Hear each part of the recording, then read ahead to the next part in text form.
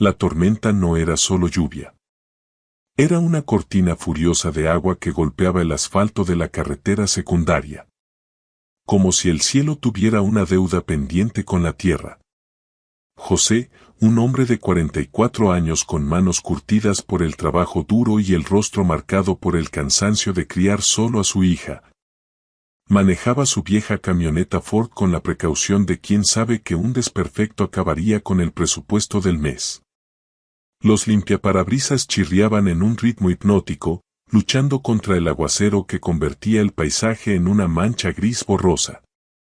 José solo quería llegar a casa, abrazar a su pequeña Clara y olvidar que mañana podría ser su último día en la fábrica Textiles del Sur, donde los rumores de despidos habían convertido el ambiente en un velorio anticipado.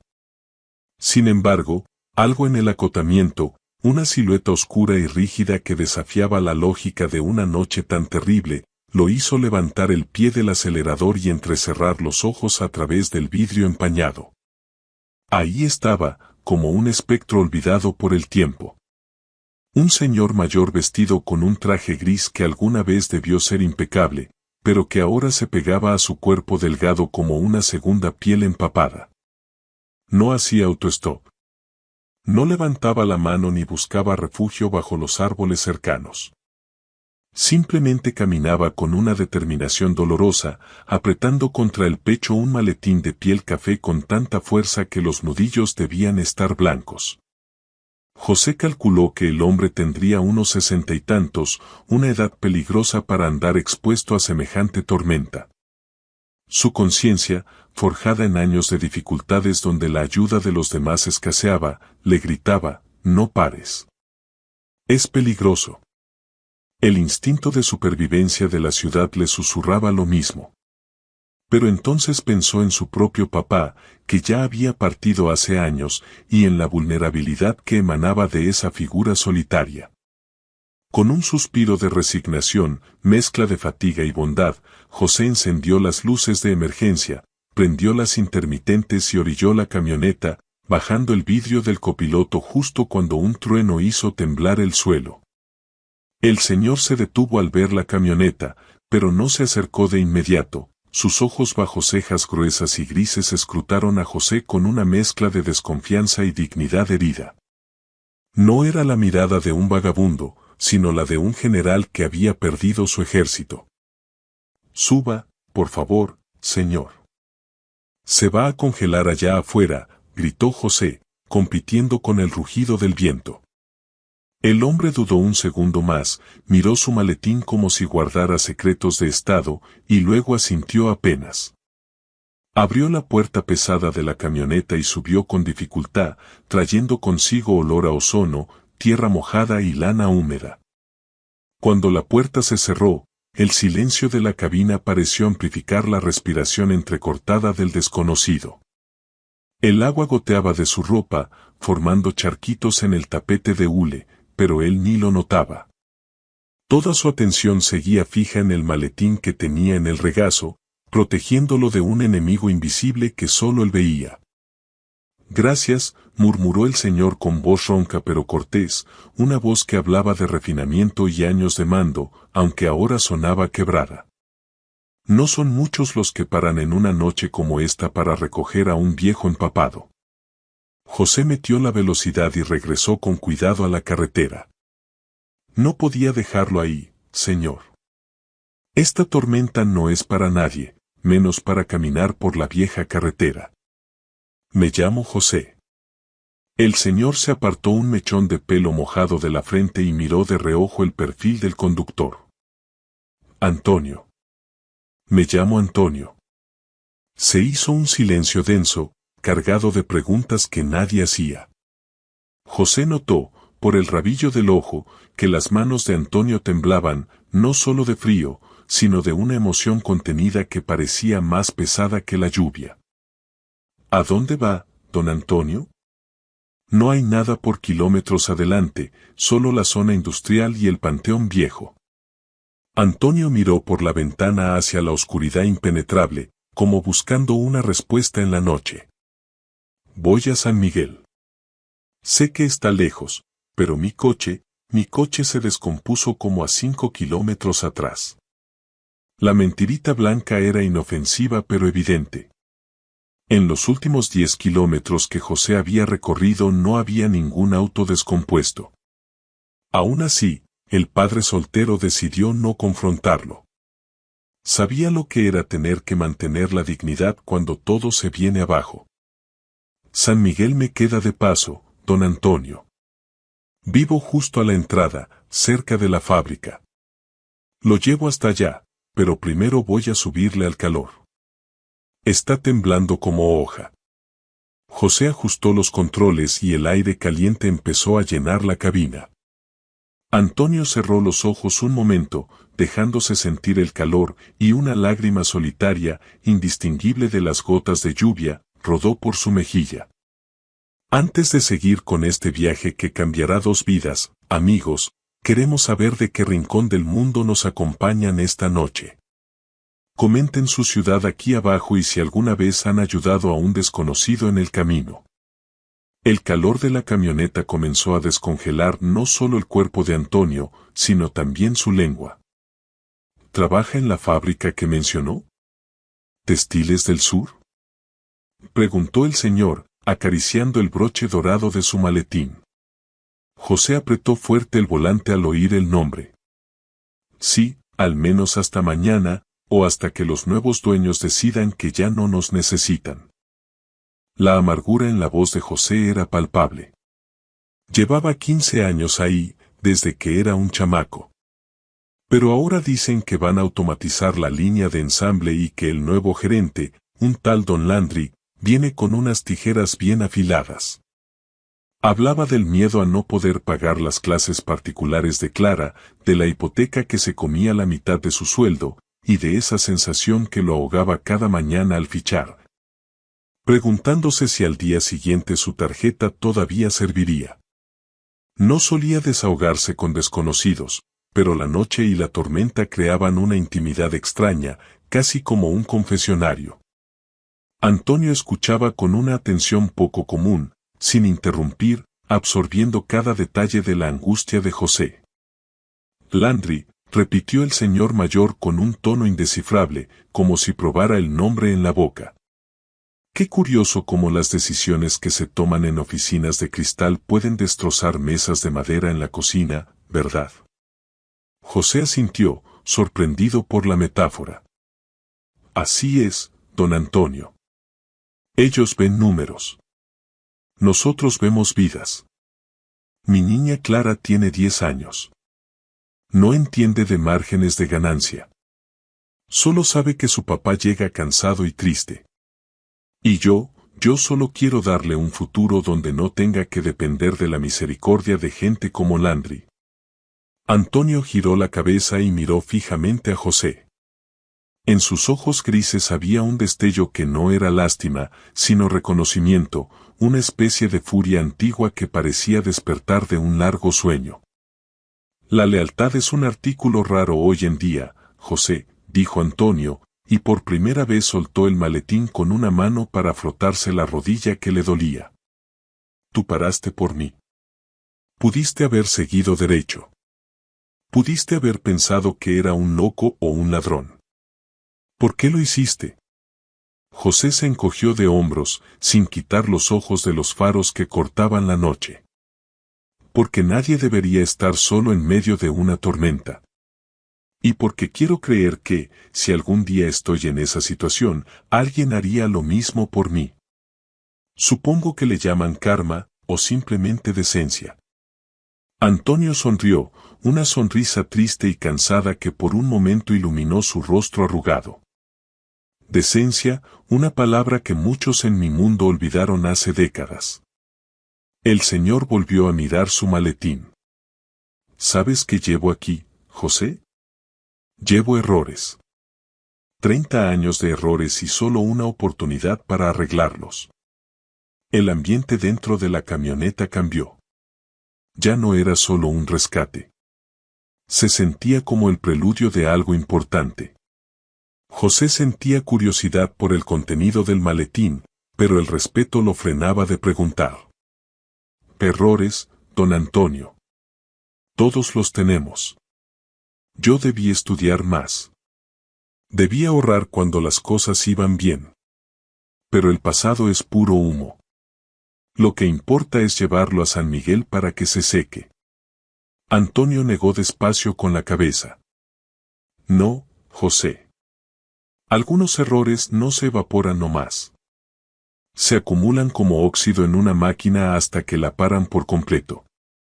No voy a San Miguel a secarme, voy a enfrentar un fantasma. Un fantasma que yo mismo creé. La lluvia empezó a calmarse un poco, convirtiéndose en un chirimiri persistente, mientras las luces del pueblo aparecían en el horizonte como luciérnagas borrosas. Al llegar a la entrada de San Miguel, Antonio le dio indicaciones que dejaron a José confundido. No me dejes en el centro, hijo. Déjame frente a la entrada principal de la fábrica. Quiero verla de noche. José lo miró extrañado. A la fábrica, don Antonio, está cerrada, y los veladores no dejan pasar a nadie a esta hora. Además, sigue lloviendo. Pero el señor insistió con una autoridad callada que no admitía discusión. Solo déjame en la reja. Tengo una llave vieja. Necesito ver si todavía sirve. José obedeció a regañadientes y manejó hacia el enorme complejo industrial, que era a la vez su sustento y su pesadilla. Al detener la camioneta frente a las rejas oxidadas, bajo la luz amarillenta de los faroles, Antonio miró el letrero de Textiles del Sur con una mezcla de cariño y rencor. Amigos, la intuición de José le dice que algo grande está por pasar. Si creen que el destino junta a las personas por algo, comenten la palabra destino para apoyar a este papá soltero. Antonio abrió la puerta de la camioneta, dejando entrar de nuevo el ruido ensordecedor de la lluvia y el frío de la noche. Antes de bajar, se volvió hacia José y clavó sus ojos grises en los del trabajador. ¿A qué hora entras mañana, José?, preguntó con una seriedad que no parecía casual. A las 6 de la mañana, don Antonio, turno de apertura. Si es que todavía tengo tarjeta de acceso, respondió José con una risa nerviosa y amarga. Antonio asintió despacio, como memorizando la información. A las 6. Bien.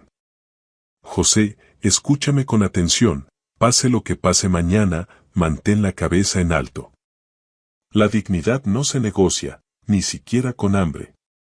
Sin esperar respuesta, el señor bajó del vehículo. Sus zapatos de piel cara chapotearon en el lodo. Pero caminó derecho hacia la caseta de vigilancia con la espalda recta, ignorando el aguacero como si los elementos no lo tocaran. José observaba, fascinado y preocupado, con el pie flotando sobre el freno, listo para intervenir si los guardias intentaban correrlo.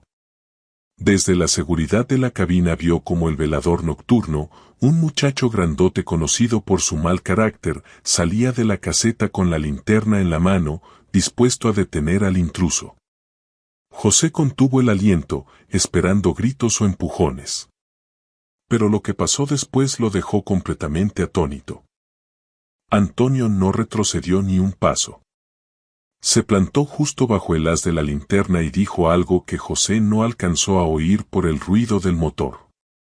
Luego, el señor levantó su maletín de piel hacia la luz. El velador, que segundos antes parecía un perro de presa, bajó de golpe la linterna. Su postura agresiva se deshizo en una sumisión total y confusa. Hubo un breve intercambio de palabras y, para asombro de José, el muchacho abrió la pequeña reja peatonal. Antonio se volvió una última vez hacia la camioneta, levantó la mano en un saludo y desapareció en la oscuridad del complejo industrial. José se quedó ahí otro minuto, tratando de procesar lo que acababa de ver, antes de arrancar rumbo a casa. El trayecto final hasta su casita de ladrillo fue en silencio. Pero su cabeza era un torbellino. ¿Quién era realmente ese hombre? ¿Un ex empleado nostálgico, un inspector sorpresa o simplemente un viejo loco con suerte? Al llegar, la realidad lo golpeó fuerte.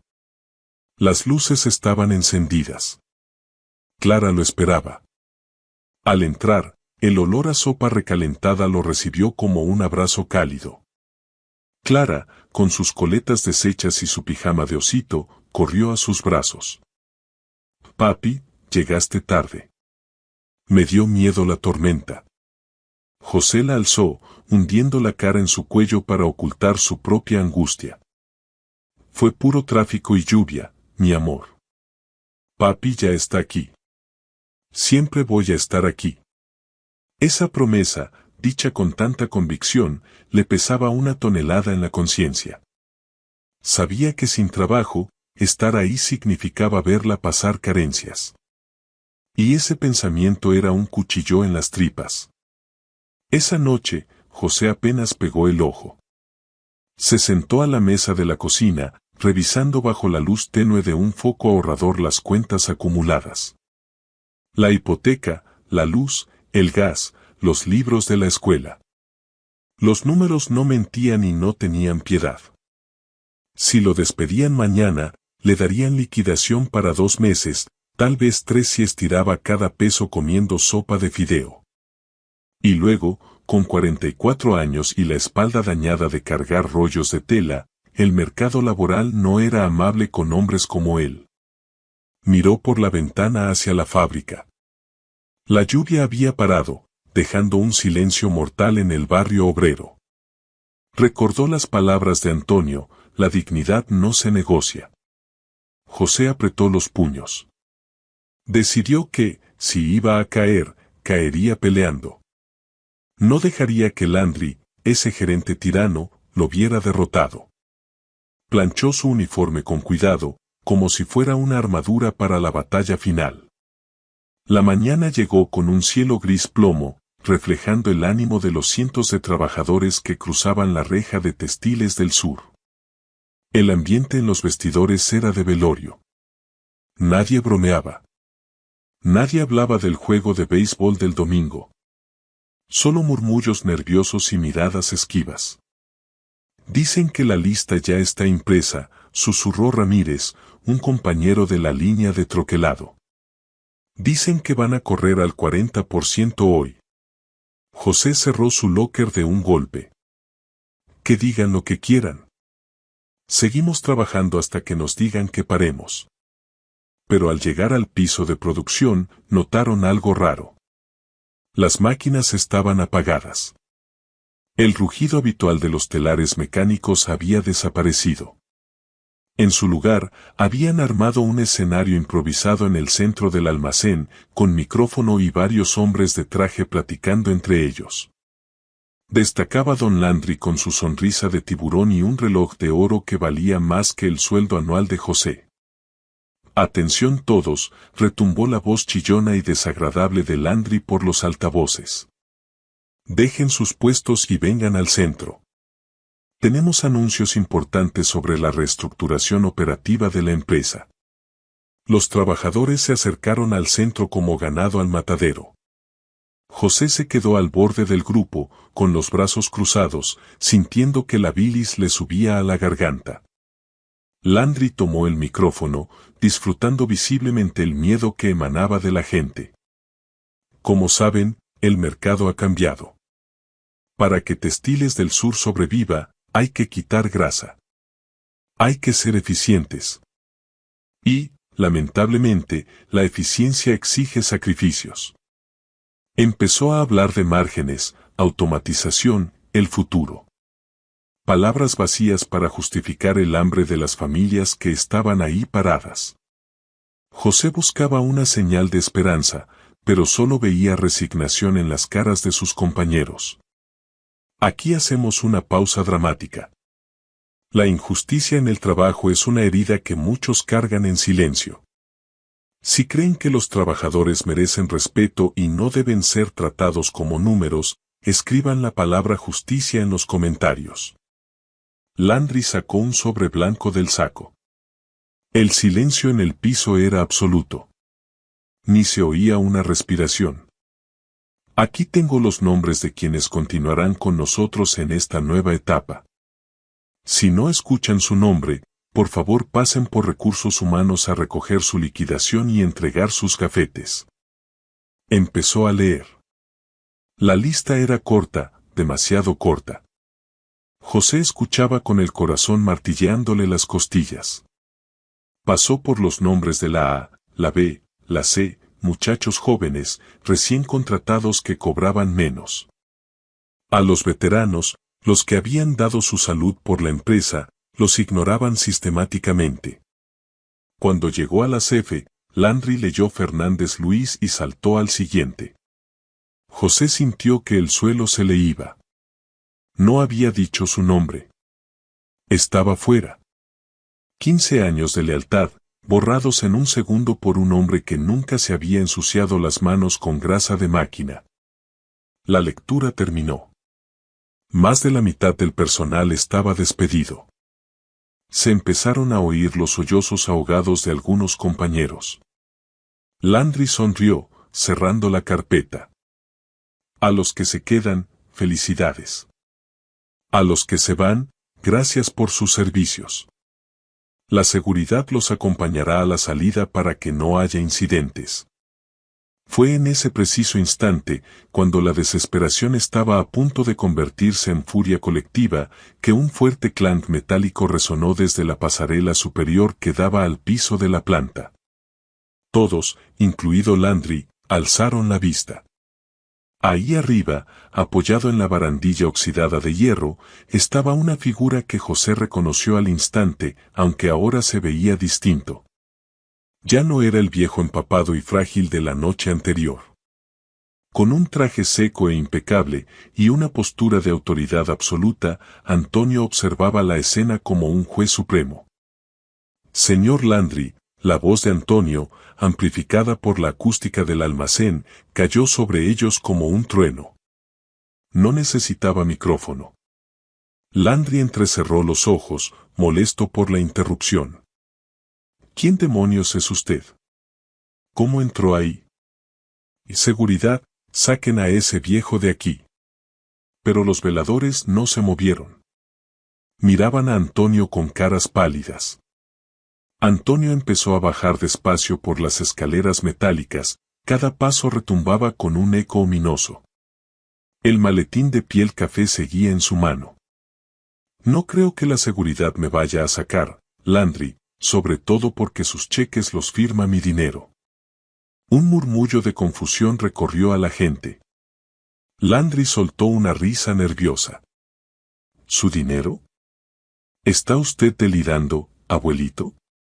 Esta fábrica pertenece al Grupo Omega Inversiones. Antonio llegó al piso de la planta y la multitud se apartó instintivamente para dejarlo pasar mientras caminaba hacia el podio. Subió a la plataforma y se plantó frente a Landry, quien, a pesar de ser más joven y alto, parecía encogerse ante el viejo. Antonio puso el maletín sobre la mesa y lo abrió con un clic seco. Sacó un documento viejo y amarillento, junto con una pila de papeles nuevos con sellos oficiales. Tiene razón, Landry. Pertenece al Grupo Omega. Y yo soy Antonio Vargas, fundador, socio mayoritario y, desde las 8 de la mañana de hoy, el único dueño. Compré a mis socios cobardes que le permitieron arruinar mi legado. El apellido Vargas cayó como un rayo sobre los trabajadores mayores. Era el nombre grabado en la placa fundacional de 1970. El nombre del hombre que había construido la fábrica con sus propias manos y que desapareció después de que su esposa falleció hace décadas. Landry palideció, dio un paso atrás y chocó con el micrófono, que soltó un chillido agudo de retroalimentación. El silencio en el piso era tan profundo que el zumbido de los focos fluorescentes parecía ensordecedor. Landry, con la cara empapada en sudor frío, intentó balbucear una defensa, pero Antonio levantó una mano y lo silenció con un gesto de absoluto desprecio. Guárdese el aliento, Landry. Llevo las últimas 2 semanas revisando sus cuentas desde las sombras. Sé de los fondos desviados. Sé de los sobornos a proveedores. Y lo peor, sé cómo ha tratado a la gente que construyó esta empresa. Antonio tomó la lista de despidos que Landry había leído con tanta frialdad y la levantó en alto para que todos la vieran. Usted ve números rojos y gráficos de deficiencia. Yo veo familias. Veo lealtad. Iba a despedir al mismísimo cimiento de este lugar, solo para comprarse otro coche deportivo. Con un movimiento lento y deliberado, Antonio rasgó la lista por la mitad, luego la volvió a romper, dejando que los pedazos cayeran como confeti sobre el piso de concreto. La multitud de trabajadores, aún en shock, empezó a entender lo que pasaba. Un murmullo de esperanza creció como una ola. Antonio se acercó al borde de la plataforma, recorriendo con la mirada el mar de cientos de caras sucias y agotadas hasta que localizó a José. ¿Dónde está José?, preguntó, con la voz resonando por todo el lugar. Sorprendidos, los compañeros de José se apartaron rápido, dejándolo solo en un círculo vacío, expuesto a todas las miradas. José sintió que le temblaban las piernas, no de miedo, sino por la intensidad del momento. Antonio sonrió. Era la misma sonrisa triste pero cálida de la noche anterior. Suba aquí, José, por favor. José dudó, miró alrededor, pero los empujoncitos suaves de sus amigos lo animaron a avanzar. Caminó hacia la plataforma con la cabeza baja, sintiéndose tan pequeño en un momento tan grande, mientras Landry lo fulminaba con odio puro, sin entender qué conexión podía tener un simple obrero con el dueño. Cuando José subió, Antonio no le dio la mano como a un subordinado. Lo abrazó como a un hermano perdido hacía mucho. El contraste era impactante, el dueño en su traje impecable y el trabajador en su uniforme manchado de grasa y tinte. Antonio se volvió hacia el micrófono, poniendo una mano en el hombro de José. Mi coche no se descompuso anoche, confesó Antonio a la multitud atónita. Anoche caminé hasta aquí bajo la peor tormenta del año, por la vieja carretera. Quería saber si quedaba algo de humanidad en este pueblo antes de decidir si cerraba o no la fábrica. Cientos de autos me pasaron de largo. Camionetas de esta misma empresa me salpicaron de lodo y siguieron su camino. Hasta usted, Landry. Usted pasó en su sedán alemán y ni siquiera pisó el freno. Landry abrió la boca indignado, pero la mirada fulminante de Antonio lo calló al instante. Pero este hombre, continuó Antonio, este hombre que tenía todas las razones del mundo para estar amargado y egoísta, este hombre paró.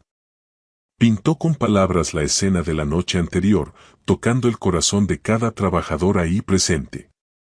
Habló del calor dentro de la camioneta, de la genuina preocupación de José, y sobre todo, de cómo José hablaba de la fábrica no con odio, sino con tristeza al pensar en perder su segundo hogar. José no sabía quién era yo. No sabía que yo era el que podía salvar su empleo. Me ayudó porque tiene un corazón noble, y una empresa dirigida sin nobleza está destinada a la quiebra moral. Antonio se volvió hacia Landry, con la expresión endurecida como acero. Usted, Landry, representa todo lo que quiero borrar de mi legado. Está despedido y no recibirá ni un centavo de liquidación, porque mis abogados van a llevar sus errores contables a los tribunales. Seguridad, saquen al exgerente de mi propiedad. Los veladores, que también habían sufrido el arrogante de Landry, obedecieron con rapidez y un placer apenas disimulado. Ver a Landry siendo arrastrado fuera de la fábrica desató una explosión de aplausos y gritos de alegría que hicieron temblar las ventanas. Hombres y mujeres lloraban abiertamente, abrazándose unos a otros.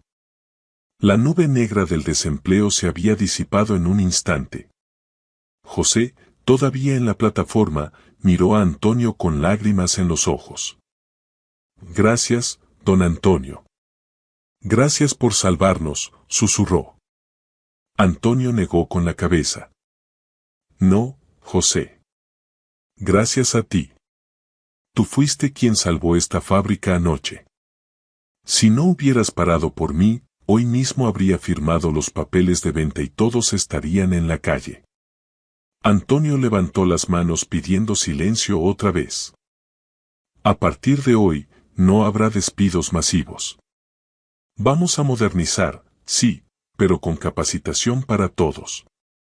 Y necesito a alguien en quien pueda confiar para que sea mi enlace directo con la planta.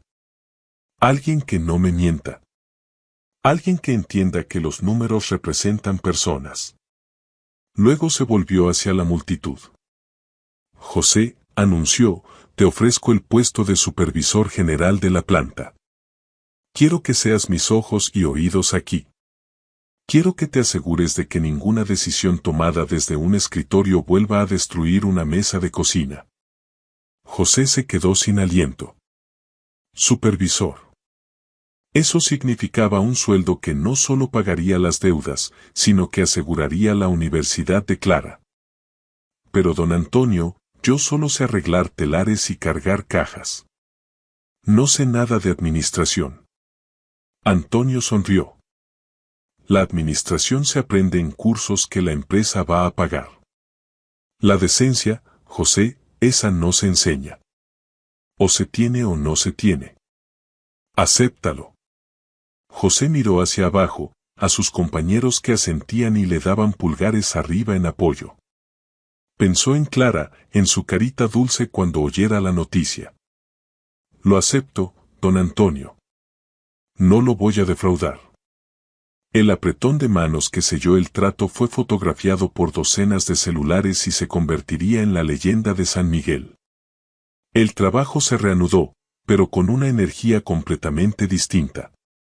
El miedo se había transformado en gratitud y compromiso.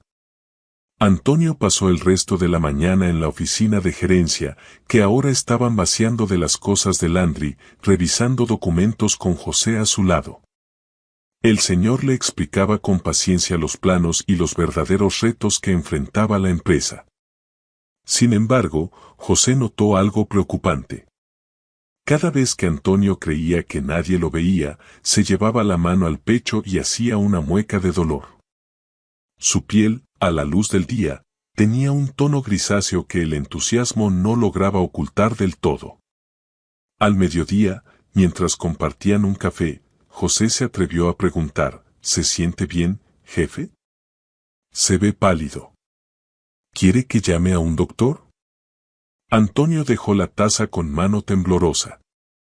Suspiró hondo y miró por la ventana grande hacia el patio de la fábrica. No te voy a mentir, José. Mi tiempo es limitado. Tengo una afección cardíaca que los doctores dicen que es una bomba de tiempo. Por eso regresé. No tengo hijos, o al menos no tengo hijos que me hablen. La revelación cayó pesada en la oficina. José recordó la mención de los errores en la camioneta. ¿Una familia distanciada? Preguntó bajito. Antonio asintió con tristeza. ¿Un hijo? Se fue hace 20 años. Peleamos por el control de la empresa, por mi terquedad, por mi obsesión con el trabajo. La misma obsesión que casi destruye este lugar. Le dije que nunca quería volver a verlo si salía por esa puerta. Y él cumplió su palabra. No sé dónde está ni si sigue vivo. Recuperar la fábrica es mi forma de limpiar la casa antes de irme, por si algún día decide regresar. La vulnerabilidad de Antonio tocó una fibra en José. Él, que vivía por su hija, no podía imaginar el dolor de un padre que había alejado a su propio hijo. Nunca es tarde para buscarlo, don Antonio. Si usted pudo perdonar a esta fábrica por haberse desviado, su hijo podrá perdonarlo a usted. El orgullo no calienta cuando hace frío. Antonio miró a José con una mezcla de admiración y envidia. Tienes una sabiduría sencilla, José, que vale más que todos mis títulos. Tal vez tengas razón, pero primero tengo que asegurarme de que este barco no se hunda. Y para eso te necesito fuerte. Los abogados llegan mañana para hacer tu nuevo contrato y oficializar el cambio en los estatutos. Quiero blindar a los empleados antes de que mi salud se acabe del todo. Era una carrera contra el tiempo y ambos lo sabían. Esa tarde, al salir de la fábrica, José no se sentía ya como el hombre derrotado del día anterior. Caminó hacia su vieja camioneta Ford con la cabeza en alto, saludando a los compañeros que ahora lo miraban con respeto y esperanza. Sin embargo, al llegar al estacionamiento, vio algo que le heló la sangre. Justo al lado de su camioneta estaba el deportivo de lujo de Landry.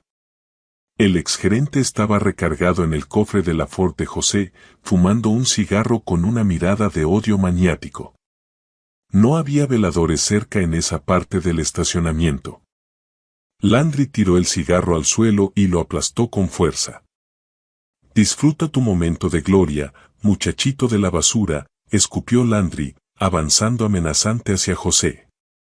«¿Crees que ganaste porque ese viejo chocho te dio una palmadita en la espalda? No tienes idea de con quién te metiste.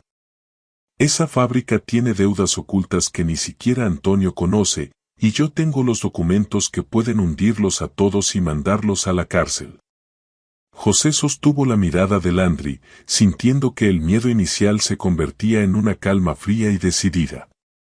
Recordó las palabras de Antonio sobre la dignidad. No iba a dejar que este hombre, que había jugado con el sustento de cientos de familias, lo intimidara en su propio terreno. «Puede que tenga documentos, Landry, y puede que tenga veneno en la lengua», respondió José, dando un paso adelante y obligando al exgerente a retroceder instintivamente. «Pero Antonio tiene algo que usted nunca tendrá, la lealtad de la gente. Si intenta hundir esta fábrica, no se enfrentará solo a Antonio y sus abogados. Se enfrentará a 300 trabajadores que no tienen nada que perder. Así que suba a su coche caro y lárguese de aquí antes de que alguien más lo vea amenazando a un empleado».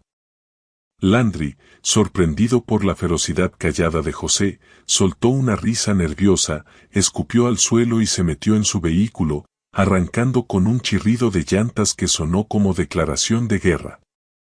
En el camino a casa, la euforia del ascenso se mezclaba con la preocupación por la amenaza. José se esforzó por poner una sonrisa antes de abrir la puerta. Clara corrió a recibirlo y notó de inmediato que su papá caminaba más erguido, sin el peso del mundo encima. «Papi, ¿qué pasó? ¿Te despidieron?», preguntó con esa ansiedad prematura de los niños que crecen en la dificultad. José se arrodilló y la miró a los ojos. «No, mi amor, todo lo contrario. Papi ahora es uno de los jefes. Vamos a estar bien, Clara. Ya no tendrás que preocuparte por las excursiones de la escuela». La niña soltó un gritito de alegría y lo abrazó fuerte. Pero José, mientras le acariciaba el cabello, miró por la ventana hacia la oscuridad de la calle, preguntándose qué cartas guardaba Landry en la manga y si Antonio tendría fuerzas físicas para resistir otro golpe. Esa noche comieron costillitas asadas para celebrar, pero el sabor en la boca de José era agridulce. A la mañana siguiente, José llegó temprano a la fábrica y encontró a Antonio ya en su escritorio, rodeado de carpetas y tazas de café vacías. El señor tenía ojeras profundas y la piel parecía de cera. José cerró la puerta de la oficina y le contó cada detalle del encontronazo con Landry en el estacionamiento. Antonio escuchó sin parpadear, tamborileando los dedos sobre la mesa. «Deudas secretas», murmuró. «Sabía que Landry era un ladrón, pero nunca pensé que fuera tan estúpido como para pedir prestado a prestamistas externos a nombre de la empresa. Si eso es cierto, José, los activos de la fábrica podrían ser embargados antes de que podamos reaccionar». Antonio se puso de pie, pero un mareo repentino lo obligó a agarrarse del respaldo de la silla. José corrió a su lado. «Siéntese, don Antonio. No puede seguir así. Necesita descansar. Deje que los abogados lo manejen». «No hay tiempo para descansar, hijo», jadeó Antonio, luchando por recuperar el aliento. Si Landry filtra esos documentos a los bancos o a la prensa hoy, nos congelan el crédito y no podremos pagar la nómina la próxima semana. Tenemos que encontrar esos papeles nosotros mismos antes de que los use. Pasaron las siguientes 6 horas en un frenesí de auditoría forense, revisando cajas de archivos que Landry no había alcanzado a destruir. José, guiado por la experiencia de Antonio, aprendió a leer balances y a detectar irregularidades. Trabajaron hombro con hombro, el millonario dueño y el exobrero de la planta, unidos por una causa común en ese silencio compartido del trabajo. Se forjó un respeto mutuo que iba más allá de las clases sociales. Amigos, la traición de un compañero duele, pero la lealtad de un nuevo amigo sana. ¿Alguna vez han descubierto que alguien en quien confiaban los estaba traicionando? Comenten la palabra lealtad. Si valoran la honestidad por encima de todo. Alrededor de las 3 de la tarde encontraron lo que buscaban. Escondidos en una carpeta mal etiquetada como mantenimiento preventivo, había una serie de pagarés firmados por Landry usando la maquinaria de la fábrica como garantía para préstamos de alto riesgo no autorizados. La cantidad era astronómica. Antonio palideció al ver el número final. Dios mío, este sinvergüenza hipotecó el mismísimo corazón de la fábrica, susurró. La magnitud del desastre hizo que el corazón de Antonio se rindiera. Se llevó la mano al pecho, soltó un jadeo ahogado y se desplomó sobre el escritorio, tirando los papeles al suelo. Don Antonio, gritó José, alcanzándolo antes de que cayera de la silla. El señor mayor luchaba por respirar, sus labios se ponían morados. José alcanzó el teléfono para llamar a una ambulancia, pero Antonio le agarró la muñeca con una fuerza sorprendente. No, nada de hospitales. Si se corre la voz de que me estoy muriendo, las acciones se van a desplomar y el banco va a exigir el pago inmediato de la deuda. José se encontró en una encrucijada terrible. La vida de Antonio pendía de un hilo, pero llevarlo al hospital público del pueblo sería noticia en minutos, y llegar a una clínica privada en la ciudad tomaría demasiado tiempo. No lo voy a dejar morir aquí, jefe, dijo José con determinación. Lo llevo a mi casa. Está a 5 minutos. Mi vecina fue enfermera militar. Ella sabrá qué hacer sin alertar a nadie, y usted va a descansar le guste o no. Antonio intentó protestar, pero ya no le quedaban fuerzas. José prácticamente lo cargó hasta la camioneta, lo cubrió con una cobija para que nadie viera al dueño de Textiles del Sur en ese estado. Manejó con el corazón en la garganta, rezando porque el señor aguantara.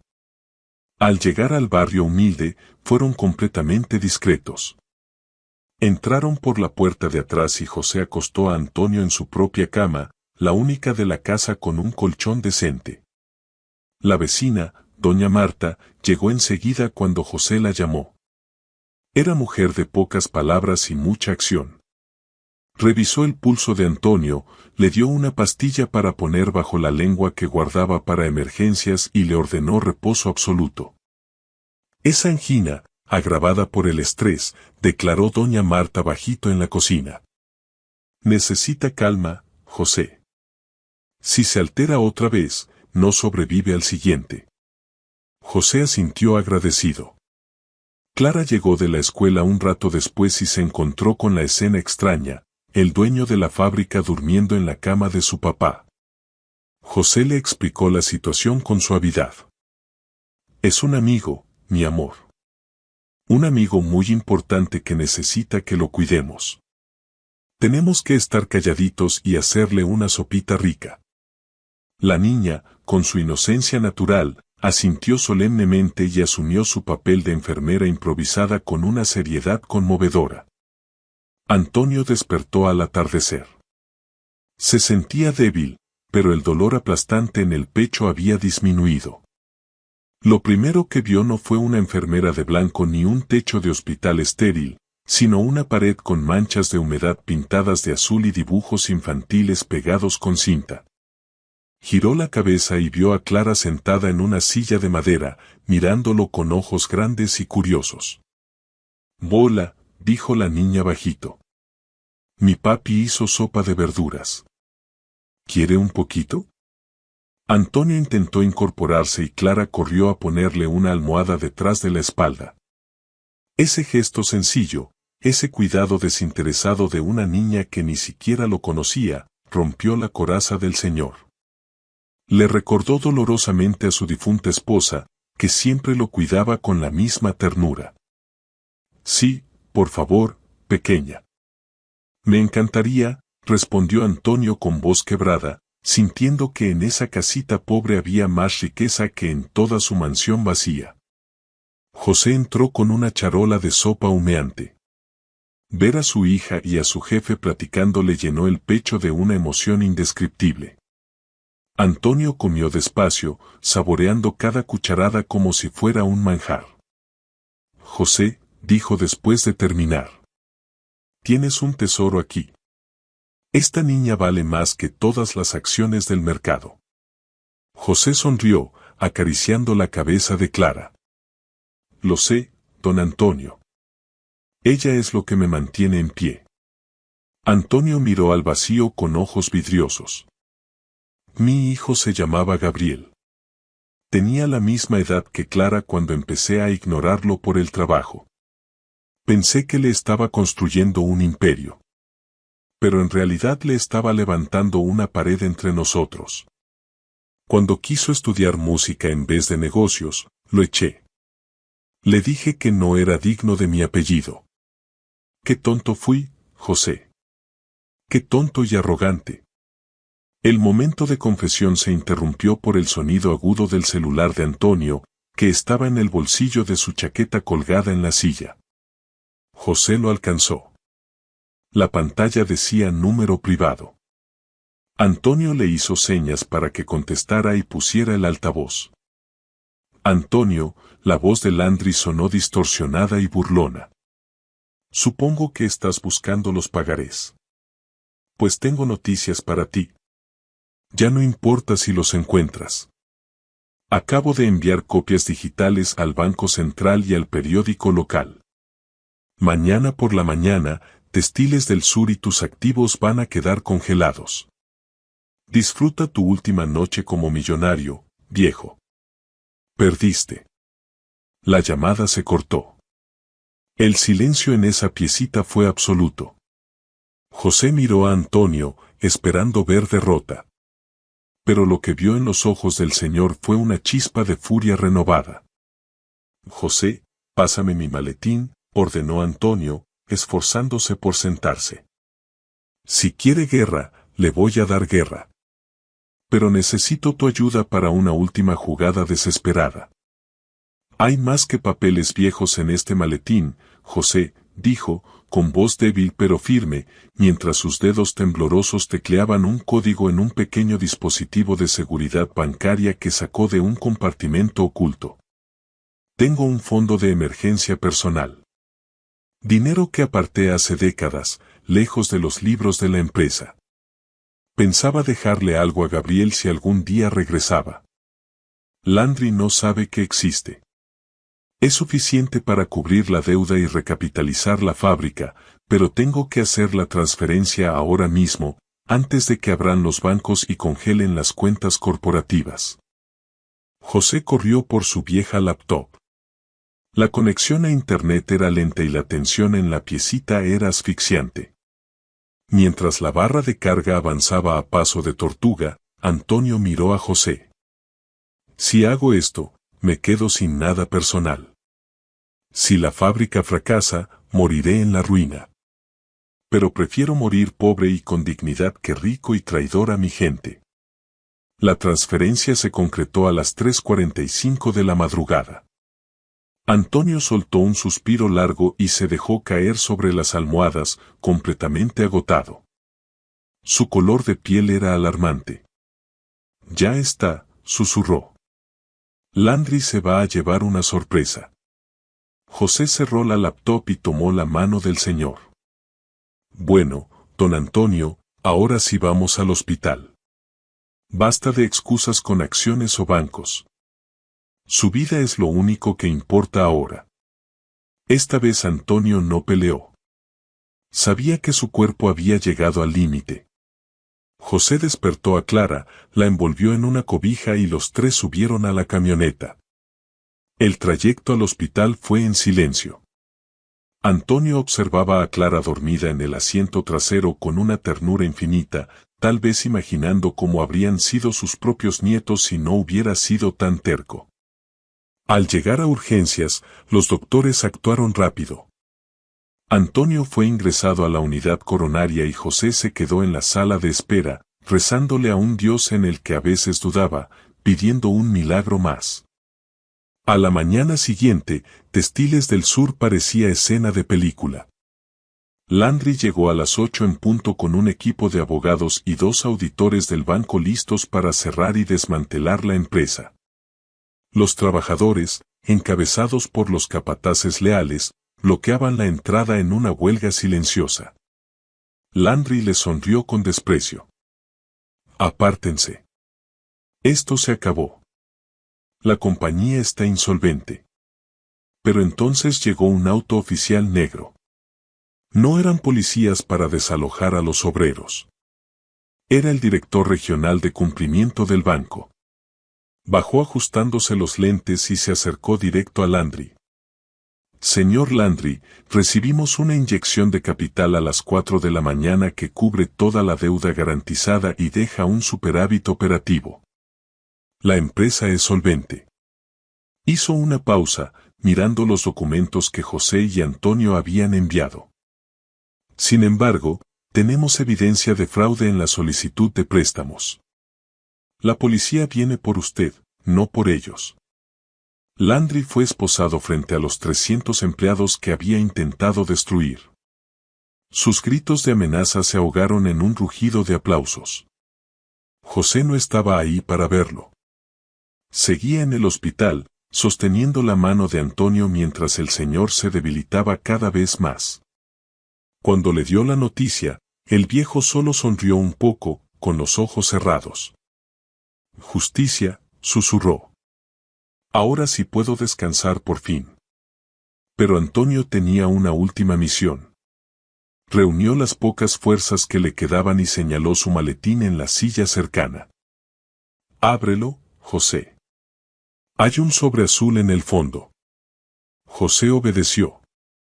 El sobre tenía un nombre escrito con letra temblorosa, Gabriel Vargas. Lo encontré hace un año, confesó Antonio.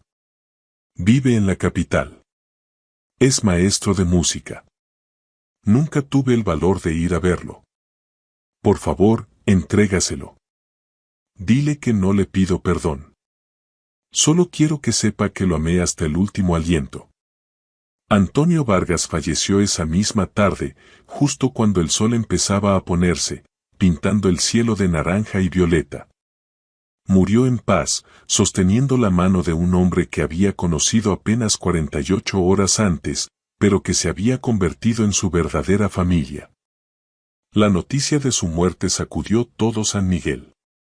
El funeral estuvo abarrotado. No hubo ramos caros de empresarios hipócritas. En cambio, miles de flores silvestres traídas por los trabajadores y sus hijos. José, con su único traje negro, se sintió huérfano otra vez. Pero tenía una promesa que cumplir. Al día siguiente dejó a Clara con una vecina y manejó su camioneta hacia la capital, con el sobre azul en el asiento del copiloto. Fue un viaje largo, lleno de pensamientos sobre cómo la vida puede dar un vuelco en un segundo. Como una tormenta puede traer un naufragio o un tesoro. Encontró a Gabriel en un pequeño conservatorio de música. Era un hombre de 40 años con los mismos ojos grises de Antonio, aunque su mirada estaba suavizada por una vida dedicada al arte. Cuando José se presentó y le entregó el sobre, Gabriel se tensó. No he sabido de él en 20 años. José le contó toda la historia, la lluvia, la fábrica, la enfermedad y el arrepentimiento final. Gabriel abrió la carta y la leyó en silencio. No había cheques ni testamentos legales en ese sobre, solo una carta de 3 páginas donde un padre desnudaba su alma, pidiendo perdón por haber elegido el dinero antes que el amor. Gabriel lloró en silencio, lágrimas que lavaban años de rencor. Siempre pensé que me odiaba, dijo. Pensé que era solo una decepción para él. José negó con la cabeza. Tú eras su mayor orgullo, Gabriel. Solo que no supo decírtelo hasta que se le acabó el tiempo. Semanas después se leyó el testamento oficial. Antonio había dejado la propiedad de la fábrica a su hijo Gabriel, pero con una condición: administración vitalicia y derechos para José. Gabriel, que no tenía interés en dejar la música para manejar telares, tomó una decisión que sorprendió a todos. Mi papá construyó estas paredes, pero ustedes, todos ustedes, construyeron el alma de esta fábrica, dijo Gabriel a la asamblea de trabajadores. Me quedo con el 49% de las acciones como socio silencioso. El 51% restante se dividirá entre José y una cooperativa de empleados. José será el nuevo director general. Mi papá confió en él cuando nadie más lo hacía, y yo confío en la decisión de mi papá. Los aplausos fueron ensordecedores. José, el papá soltero que había vivido aterrado de perder su empleo, ahora tenía la responsabilidad de guiar el futuro de todos. Asumió el puesto no con arrogancia, sino con la humildad de un hombre que sabe exactamente cuánto pesa un tornillo. Y la puerta de su oficina siempre estuvo abierta. La foto de Antonio colgaba detrás de su escritorio, recordándole cada día que la dignidad no se vende. Clara pudo ir a la universidad más adelante, pero nunca olvidó la noche en que un desconocido durmió en la cama de su papi.